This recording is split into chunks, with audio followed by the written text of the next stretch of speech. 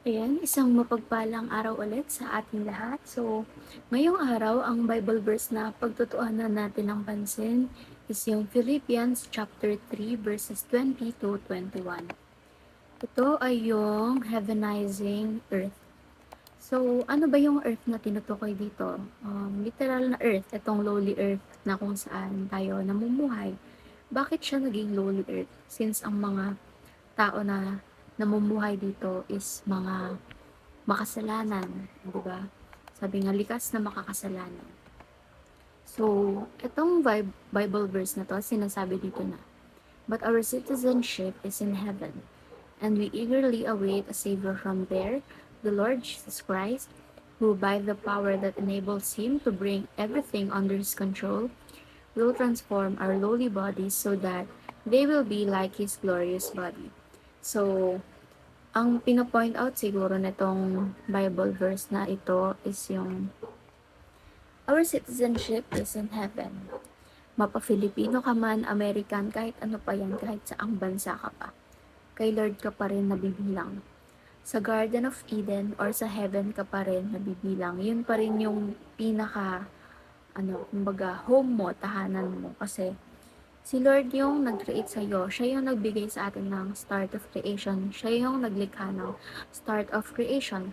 So, saan ba nag-start yung creation? Sa Garden of Eden, di ba? Sabi nga, nagsimula ang lahat sa Garden of Eden and magtatapos ito sa renewed or redeemed Garden of Eden. So, kaya naging heaven yung citizenship natin.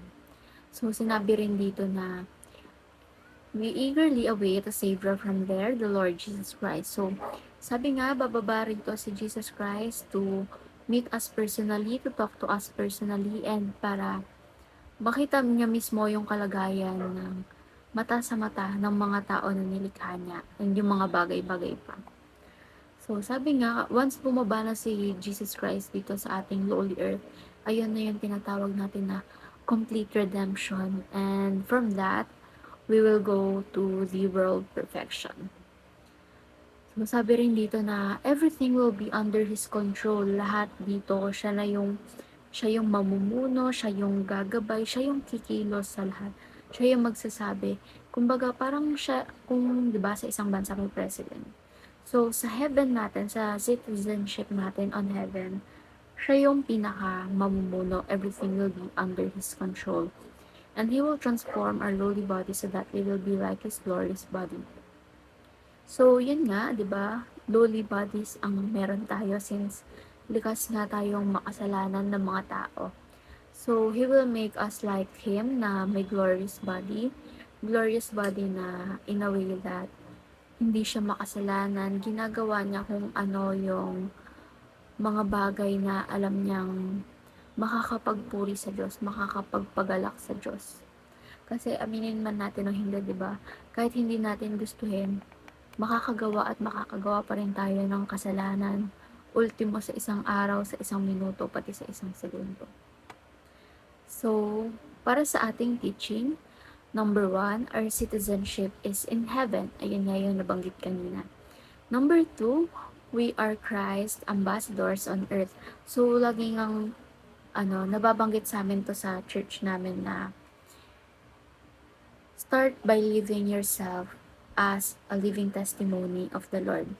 So, walang sense lahat ng testimony mo, lahat ng praises and worship mo, kung ikaw mismo hindi mo pinapakita na you are living under God's presence.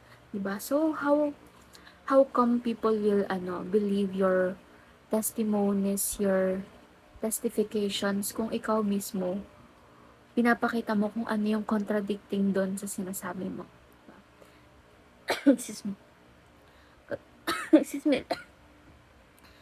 Kaya na tayo sinend as ambassadors on earth para syempre mas marami pang lumapit sa Kanya and makita na we are the living proof that God exists. Number 3, Christ will transform our lowly bodies to be like His glorious body. So, nabanggit ko na rin to kanina.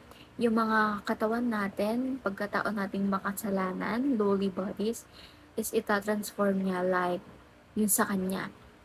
Christ-like, sabi nga. So, application, we bring the culture of heaven here on earth. So, kung ano yung tingin natin na mga gawaing makakapagpapuri sa Diyos, kung ano yung sa tingin natin na ano bang ginagawa ng mga tao sa heaven? Ano ba yung mga hindi nila dapat gawin? So, ayun yung dapat nating itatak sa isip natin na if we want to accept, if we want to really accept the Lord, we must adjust ourselves sa kung ano mang nararapat nating gawin, sa kung anong tingin nating tama, at wag na tayong gumawa pa ng mga mali. Hindi naman na natin maaalis yung mga maling nagawa natin eh. Kaya nga tayo ni-redeem ni Lord, kaya nga tayo tinubos ni Lord. All we have to do now is to not continuously commit those sins and magbago. Ipakita natin na ready na tayong tanggapin si Lord wholeheartedly.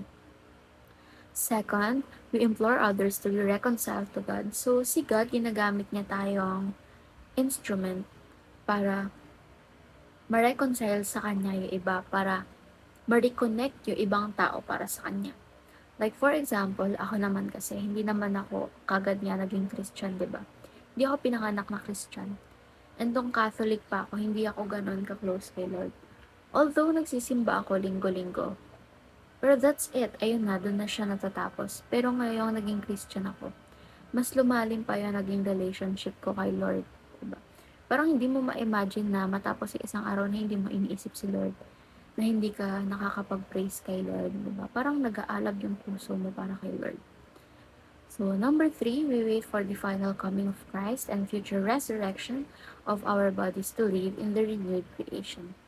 So, sabi nga kanina, inaantay na lang natin yung muling pagbabalik ni Jesus Christ dito sa ating lowly earth para makausap niya tayo face to face at makita din natin siya physically.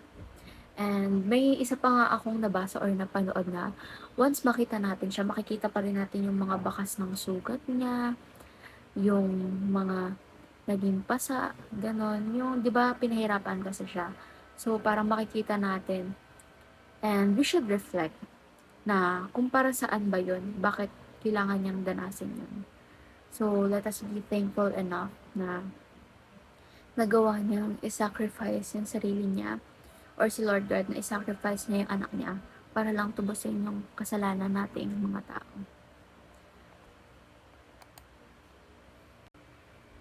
So, ikaw mismo sa sarili mo, tanongin mo na yung sa sarili mo, may nagbabago ba, may nag-i-improve ba sa relationship mo kay Lord? Kung wala pa, make a decision now. Do not regret it later kasi habang mas pinatatagal mo, parang may kulang. Ayun lang din yung na-realize ko ever since na naging Christian na ako. Diba? Kasi katulad ko, yung baptism namin, na-delay siya ng na-delay dahil sa busy schedule. Pero nung nag-decide ako na hindi, sa araw na to, magpapabaptize ako. Alam mo yun, parang bigla na lang sumang-ayon sa'yo yung mundo.